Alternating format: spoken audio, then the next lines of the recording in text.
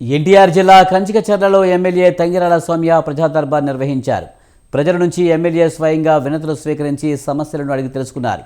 వ్యక్తిగత సమస్యలతో పాటు తమ ప్రాంతంలో రోడ్లు, డ్రైనేజీ, తాగునీటి సమస్యలను ప్రజలు ఎమ్మెల్యే దృష్టికి తీసుకువచ్చారు. అన్ని వార్డుల్లో శివారు కాలనీలకు సైతం కుళాయిల ద్వారా తాగునీరు అందించాలని వినతిపత్రం అందజేశారు.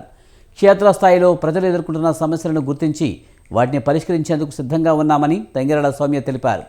ప్రజల నుంచి నేరుగా ఫిర్యాదులను స్వీకరించేందుకు కూటమి ప్రభుత్వం ప్రజా దర్బార్ నిర్వహిస్తున్నట్టు చెప్పారు. ప్రజా దర్బార్లో వచ్చిన వినతులను శాఖల వారీగా సమీక్షించి త్వరితగతిన పరిష్కారానికి చర్యలు చేపడతామని ఎమ్మెల్యే తెలిపారు.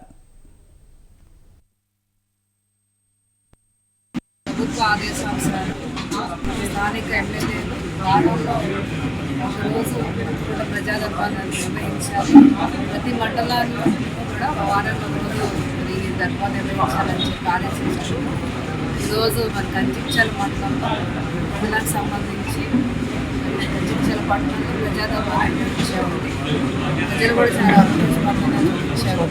ముఖ్యంగా సమస్యలు, స్థానిక సమస్యలు ఏవైతే ఉన్నాయో ఇళ్ల స్థలాల సమస్య కానీ ఏదైతే ఇల్లు కావాలని చెప్పి అదేవిధంగా కొంతమంది రోడ్లు, డ్రైన్స్ గురించి మాకు పత్రాలు ఇవ్వడం జరిగిందండి.